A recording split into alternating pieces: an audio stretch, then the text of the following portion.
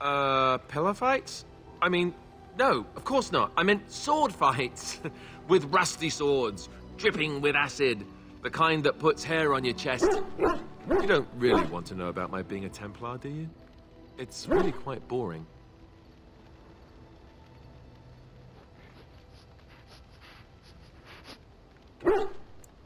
You know, I like the way you think. You're all right.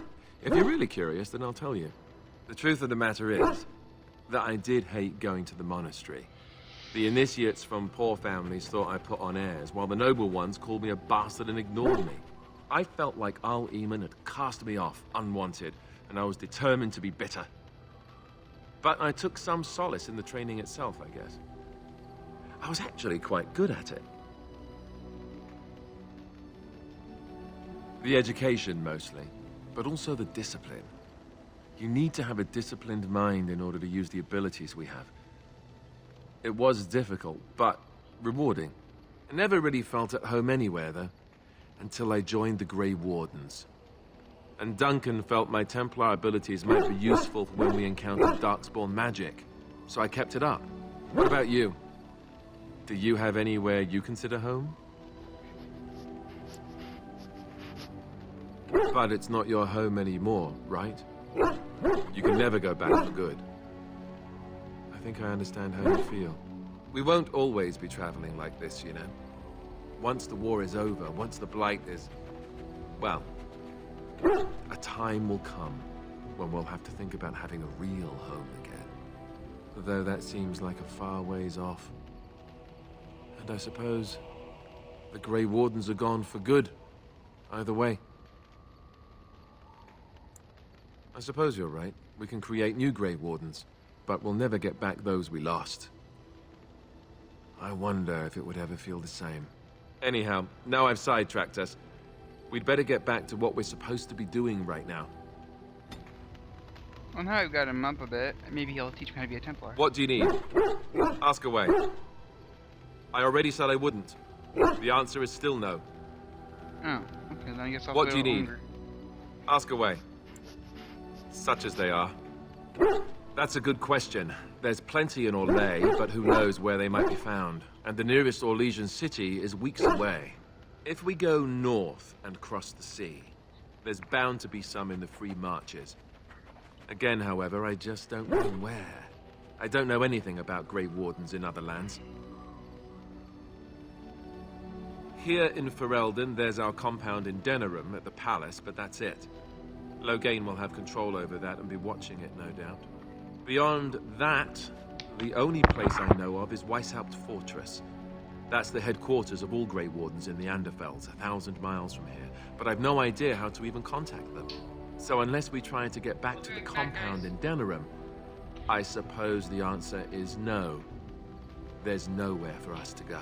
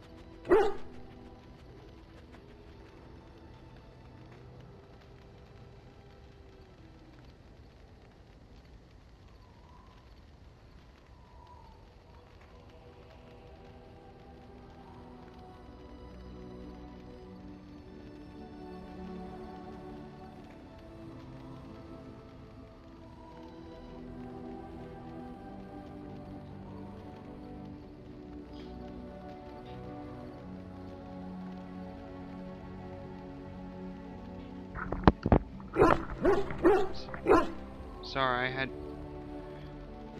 I had to go back and check on the stupid snake. I thought he was dead for a sec because he wasn't moving. I imagine that eventually the Grey Wardens outside of Ferelden will wonder what's happened. Why there's no contact from Duncan or someone. They'll send someone eventually. Though who knows what Logain's people in Denerim will tell them. Maybe they won't send anyone. We could try to contact them. But that would mean leaving Ferelden, and even if we did, they couldn't come back with us in time to stop the blight. So that means whatever happens, it's up to us.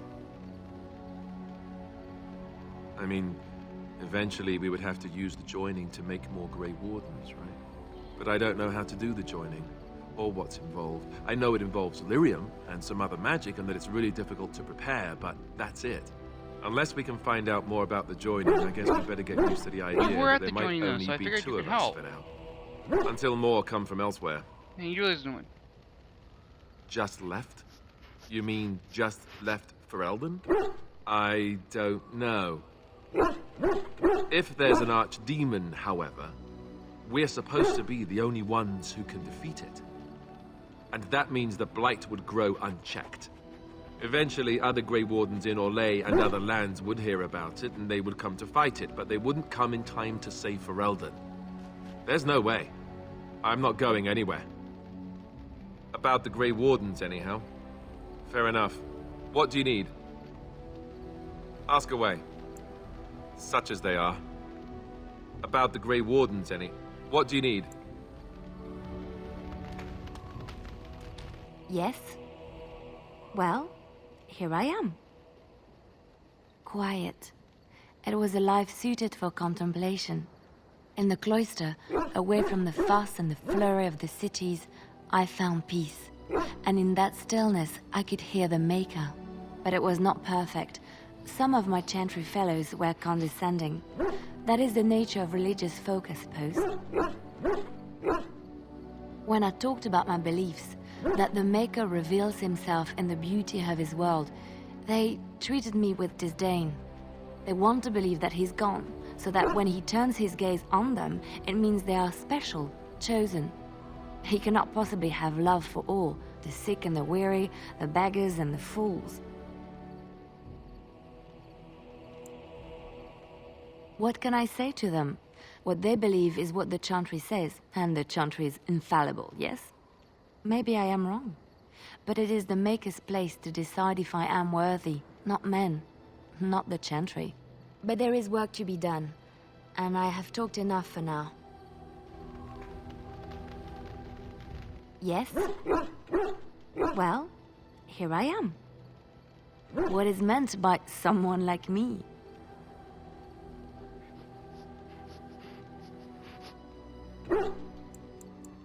Did you think I was always a cloistered sister?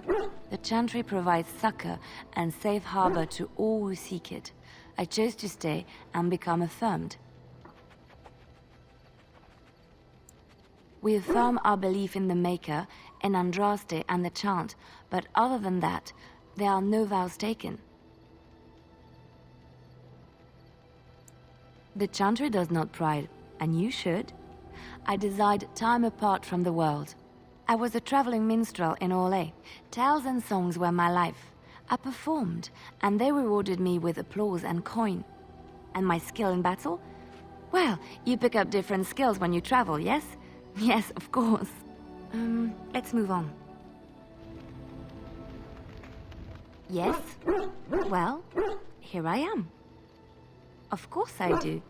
I love stories far too much to keep them to myself. Everyone should be able to benefit from them, I think. Chantry law says it is man's pride that created the darkspawn. In ages past, the mages of the Tevinder Imperium ruled much of the world we know. In their pride, they thought their magics invincible and imagined that they were greater than the Maker himself. So thinking, they invaded his golden city, planning to take it for themselves and depose their own creator. But they were impure and full of sin. And it is with the sin that they tainted the golden city, corrupting it forever. the Maker cursed them and cast them from his sight. Wherever they went, they spread the taint of their sin. Any land that was touched by the taint became blighted and would suffer no life.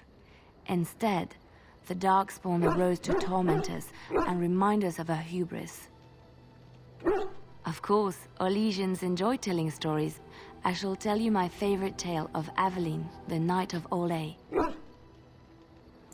A long time ago, a girl child was born to a farmer. He had hoped for a son, not a daughter, and so he told his wife to abandon the child in the woods. Before the cold could claim her, the baby was found by a tribe of Dalish elves who took pity on the poor mewling thing and raised her as their own. Aveline, for that is what they called her, grew strong and quick and clever under the guidance of the elves. She learned to wield the sword as well as any man, could kill a deer with an arrow at 100 paces, and was as graceful on the back of a horse as she was on foot. Aveline's Dalish guardians saw that she could easily best any Orlesian chevalier in battle, and wanted to show the cruel humans the child they had left to die. They bestowed upon her a fine horse and armor, and sent her to prove herself to her people in the grand tourney. Now in those days, no woman was allowed to take up arms, let alone compete in the grand tourney, but Aveline kept her helmet on and was not discovered. Aveline won many events and gained the approval of the adoring crowd. Eventually, she came face to face with the knight Kaleva in the grand melee. Aveline had already bested him in the joust, and Kaleva was determined not to lose a second time. Out of desperation to regain his honor, Kaleva tripped Aveline and tossed her to the ground, ripping off her helmet as he did so. Silence fell upon the arena as Aveline was revealed. Kaleva declared the previous competitions invalid. A woman had taken part, and this was not allowed. But the crowd cheered for Aveline. Kaleva was furious, for he had lost to a woman and was now being shamed. Blinded by his rage, he forced Aveline to her knees. "Know your place, woman," cried he, and slit her throat. The son of the king, Prince Freyan, was present. He recognized Aveline's skill and bravery and began to see the injustice done to the women in his land. When he was made king, he rewrote the laws of Olay so that women could also become chevalier. He honored Aveline and knighted her after her death. And to this day, any female who is knighted reveres Aveline the Brave, for she is the patron of all women chevalier. I know one, told to me by my mother a long time ago. It always chilled me to the bone. Maybe you have heard of Flemeth? Are you sure? Was she the Flemeth of legend? Flemeth, the devourer of men? Flemeth, mother of witches? Flemeth, demon-touched, who dwells in the mists? Ferelden mothers scare their daughters with talk of Flemeth. They say that if you're bad, Flemeth will spirit you away and bind you to her forever. They also say that Flemeth mourns her lost beauty and will steal yours through your looking glass if she catches you. Flemeth's beauty was known throughout the land. She had hair like unto a moonless night, skin as pale as winter's first snow, and eyes as beautiful and perilous as the sea. When she came of age, she came to the attention of the Lord of Highever, Conobar, and he took her for his wife. Conobar soon learned that his young bride had the gift of magic. He kept this a secret, for he feared that she would be taken from him. Flemeth stayed with Conobar for some years, and with his blessing, she practiced her art. And then one day, a young poet named Osen came to the castle. Flemeth was captivated by Osen's voice, and he by her beauty, and they fell in love. Flemeth longed to be with her true love, and she and Osen fled from Conobar's lands, seeking refuge in the Kokari wilds with the chasing tribes. They lived there happily for many a year, till the day Flemeth received news that Conobar was dying and longed to see her face one last time. Flemeth's heart swelled with pity for the man who once was her husband, and begged Othn to return to Conobar's side with her. But when Flemeth and Othn entered Highever, they were captured by Conobar's men, and Othn was slain in front of Flemeth's eyes. Flemeth was imprisoned in the highest tower of the castle, there to await Conobar's judgment on her. Distraught at the loss of her love, Flemeth plotted revenge against her husband. She summoned a fey demon, intending for it to wreak vengeance on Conobar. But a spell went awry. The demon possessed Flemeth. Turning her into an abomination, the halls of the castle ran red with blood as Flemeth slaughtered Conobar and all his men. The last of Flemeth's humanity melted away, and at dawn, she stole back to the wilds to plot and scheme for 100 years. They say she took to her side many chastened men, and with their help, begat her daughter witches, who even now prowl the dark places of the Korcari wilds. Which one? I have heard a little about how the elves gained their freedom from the Tevinter Imperium. When Andraste began her exalted march against the Imperium, the elves joined her cause to fight their masters. The great elven leader, Chantry, born in captivity, rose up to lead his people. He foresaw a future where the elves were free. Chantry was killed when Andraste was betrayed, but the elves continued to fight, eventually breaking free of the Imperium. The elves claimed the Dales in the south and settled there in the land of their own. The elves lived in the Dales for centuries. They resurrected the worship of the elven gods and would allow the building of no Chantry. This angered the Chantry, and the hostility between the two factions finally broke out in open war. The Chantry says the elves struck first, but I do not know whether to believe it. The Chantry declared a wholly exalted march against the elves, named for Andraste's similar march against Tevinter. During the exalted march of the Dales, the elven cities were sacked, and the elven state completely dissolved. Some of the elves bitterly accepted their fates and surrendered to human rule, living in the human cities as second-class citizens. But others, still fiercely proud of their heritage, refused to bow to the humans, and instead became homeless wanderers. They were the elves of the Dales, the Dalish.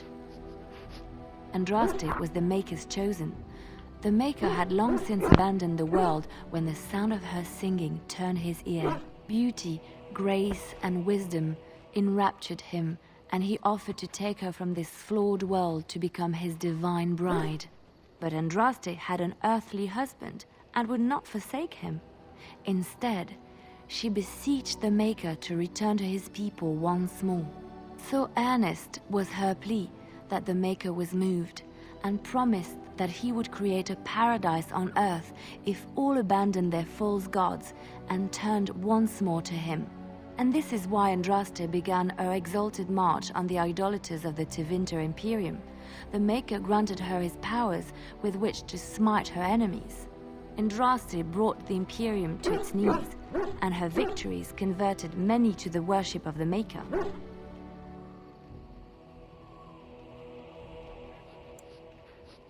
Alas, it was the frailties of men that betrayed and killed Andraste.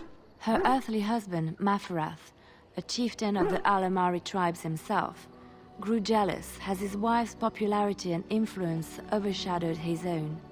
She was also revered as the Maker's betrothed, and Maferath began to see their own bond waning in significance as Andraste became ever more devoted to the Maker. Out of envy and spite, Maferath made a pact with the Archon Hysarian of Tevinter, allowing his beloved Andraste to be ambushed and captured. Andraste was burned at the stake in Minrathous, the capital of Tevinter.